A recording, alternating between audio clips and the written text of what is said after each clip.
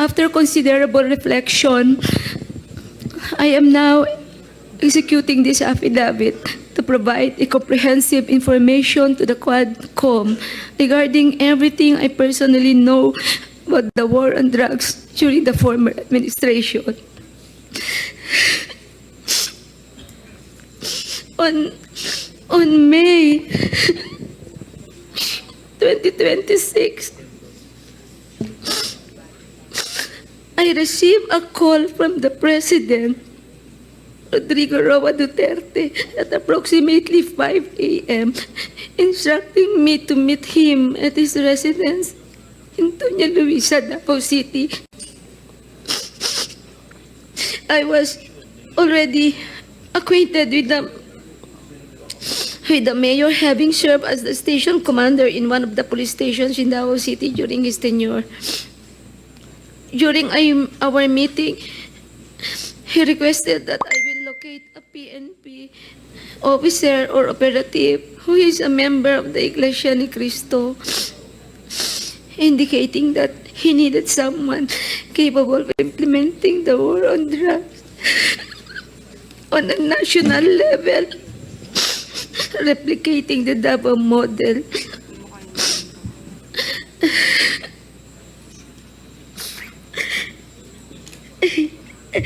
The Davao model referred to the system involving payment and reward.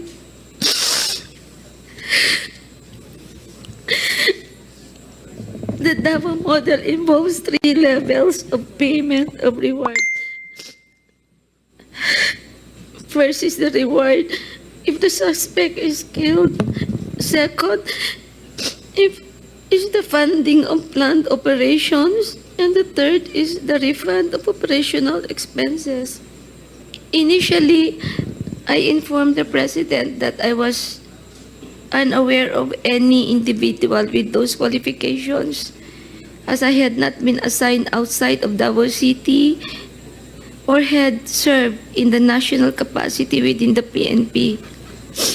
However, I recalled my upperclassman Edilberto Leonardo, who was heading the Criminal Investigation Detection Group and was also a member of the Iglesia ni Cristo. I mentioned his name to the President. A week later, I learned from Arthur Narsolis via phone call that Sir Leonardo had been summoned and was instructed to proceed to the Royal Mandaya Hotel in Davao for a meeting.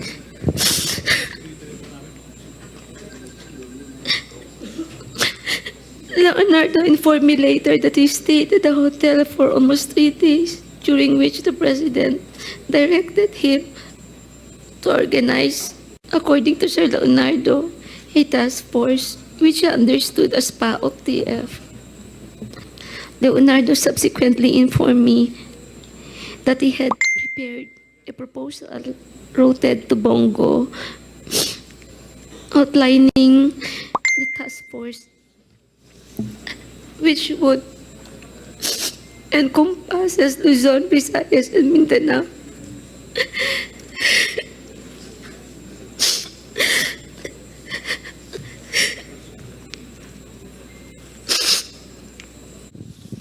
On September 12, 2024 and September 27, 2024, I was invited to serve as a resource person during the recent legislative inquiry conducted by the Joint Committee on Drugs. Ma'am, can you put the mic a little bit closer to your mouth, please? Yes, sir. During these hearings, I was asked several questions concerning my knowledge or involvement in the deaths of 3 Chinese inmates at the Davao Penal Colony and the death of General Wesley Barayuga, all focusing on the alleged extrajudicial killings of the aforementioned individuals. I was also questioned about my relationship with the former president, as well as my career as a police officer and my tenure as a GM of the Philippine Charity Sweepstakes Office. Throughout the hearings, I answered questions from the committee based on my personal knowledge. However, I did so with great apprehension as I recognized that my statements on national television could significantly endanger my life, the safety of my family, and others close to me. After considerable reflection, I am now executing this affidavit to provide a comprehensive information to the Quadcom regarding everything I personally know about the war on drugs during the former administration. On May of 2016, I received a call from the then President Rodrigo Duterte at approximately 5 in the morning, instructing me to meet him at his residence in Doña Luisa, Davao City. I was already acquainted with then Mayor Duterte, having served as a station commander in one of the police stations in Davao during his tenure. During our meeting, he requested that I locate a PNP officer or operative who is a member of the Iglesia ni Cristo, indicating that he needed someone capable of implementing the war on drugs on a national scale, replicating the Davao model. The Davao model referred to the system involving payment and rewards. The Davao model involves 3 levels of payments of rewards. The first is the reward if the suspect is killed. Second is the funding of planned operations. Third is the refund of operational expenses. Initially, I informed the President that I was unaware of any individual with those qualifications as I had not been assigned outside of Davao, nor had I served in a national capacity with the PNP. However, I recalled my upperclassman, Edilberto Leonardo, who was handling the Criminal Investigation Detection Group and was also a member of the Iglesia ni Cristo. I mentioned his name to the President. On the same day, a certain individual named Muking contacted me by the phone to request Leonardo's contact details, which I promptly provided. A week later, I learned from Arthur Narsolis via phone call that Leonardo had been summoned and was instructed to proceed to Royal Mandaya Hotel for a meeting. Leonardo informed me that he stayed at the hotel for 3 days, during which the President directed him to organize a task force similar to PAOK-TF. When Leonardo relayed this information and urged me to join the task force, I declined, citing my lack of experience in handling such operations. Leonardo subsequently informed me that he had prepared a proposal routed through Bongo outlining the task force operations, which would encompass Luzon, Visayas, and Mindanao. He also inquired if he and his classmates could have a courtesy call with the President through Bongo for a photo opportunity.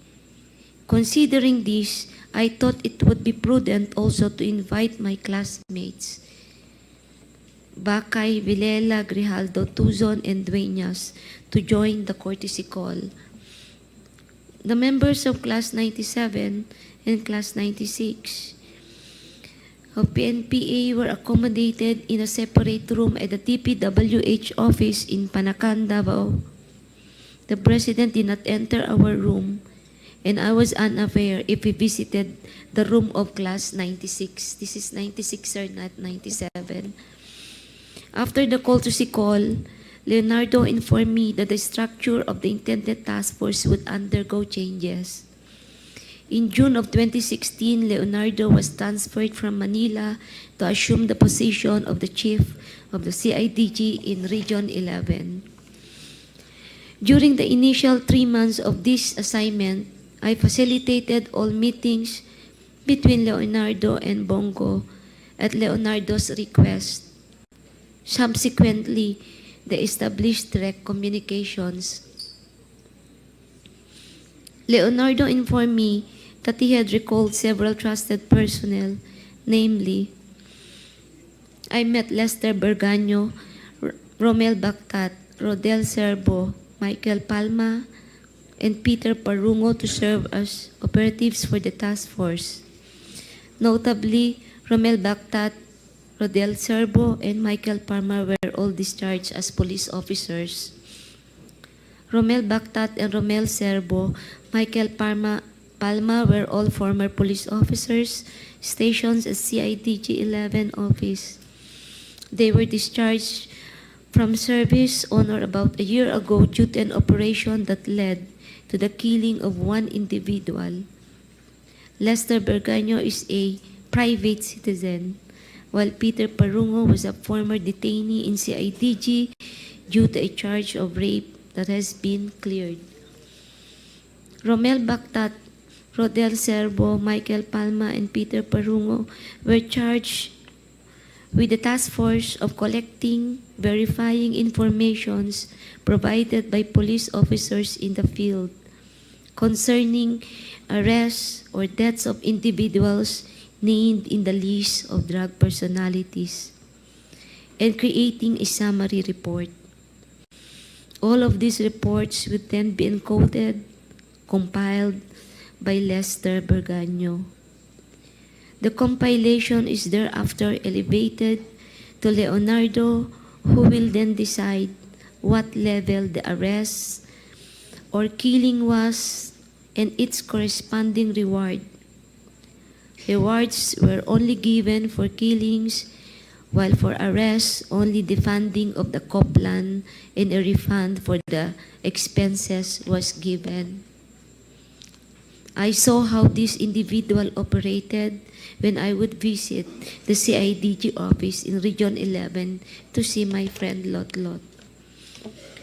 He also conveyed to me that the task force would be structured differently, in that he submitted a document to Bongo detailing the task force operation, including an overview of the current drug landscape in the Philippines. I was also informed that the drug structure originated from Bucor, where numerous drug lords are currently incarcerated, and that it has 3 branches, Luzon, Visayas, and Mindanao, with Peter Lim involved in the Visayas region. Once the task force became operational, I later learned that all co-plan funds, refunds for operational expenses, and rewards for agents were processed through the bank accounts of Peter Parungo at Metrobank, BDO, and PS Bank. Concurrently, Lester Berganyo maintained a comprehensive list of the drug personalities in the Philippines. Leonardo conducted briefings for all PDEA, IG, regional directors, and PNP chiefs regarding the operations. Additionally, if any individual died during police operation, Leonardo would report the incident to Bongo for inclusion in his weekly report and request for refunds of operational expenses. Leonardo had the final authority to determine who would be included on the list of drug personalities and to classify their threat levels, as well as the discretion to remove individuals from the list.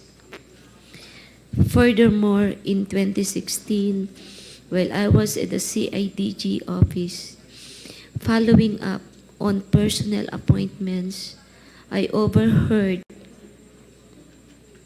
Superintendent Padilla of Bucor discussing drug activities at the Davao Penal Colony with Leonardo. Padilla specifically mentioned certain Bucor officers involved in the drug trade, notably mentioning an officer named Ginto, who was subsequently killed along with other Bucor members. These are the critical facts I personally know regarding the drug war of the previous administration. I am prepared to provide additional details and information in the supplemental affidavit or during an executive session at the discretion of the committee. I affirm the truthfulness and accuracy of the above statement to assist in the investigation by the Joint Committee on Dangerous Drugs, Public Order and Safety, Human Rights, and Public Accounts of the Honorable House of Representatives, the Quadcom. Mr. Chair. Nakakagulat din po yung nilalaman ng inyong affidavit dahil a complete turnaround. So, meron po bang pumilit sa inyo para i-execute itong affidavit na to? Wala po, Mr. Chair. It took me 1 week to make some reflections po. And what pushes you to execute? I realize the truth will always set us free, Mr. Chair. And at least I will be able to contribute if we really want to make this country a better place to live and for our children. I think we have to do something para maibalik po yung trust sa PNP, magkaroon po ng reform sa PNP, and yung tiwala po ng mga tao, whether victims of criminals sa gobyerno. Kanina po may sinasabi kayo na natatakot kayo sa buhay niyo at sa pamilya niyo. Saan po kayo natatakot? Of course po, it's normal, Mr. Chair, when you speak the truth, you cannot please everyone. And it's normal to anybody to have that mixed emotion. But still, it took me 1 week to make reflections. I am very sorry in behalf of my men na nagkamali sa inyo. I'm very sorry. But I cannot control all of them. Lahat sila trained police officer. Alam nilang rules of engagement. But alam mo, once you are in the ground, you will always use your discretion. Hindi mo yan talaga, instinct yan ng tao, discretion. At nakita ko rin naman na ginamit na nagkakamali. Inaamin ko may nagkakamali. Pero pinagbibigyan ko kung saan nyo gusto mag-file ng case, pinagbibigyan ko, hinahayaan ko. At lahat po yan na-process ang crime scene. Which is not under my control ang crime scene. Separate unit mo humahawak niyan. Then I am sorry to all victims kung hindi ko na-investigahan isa-isa yung case nyo.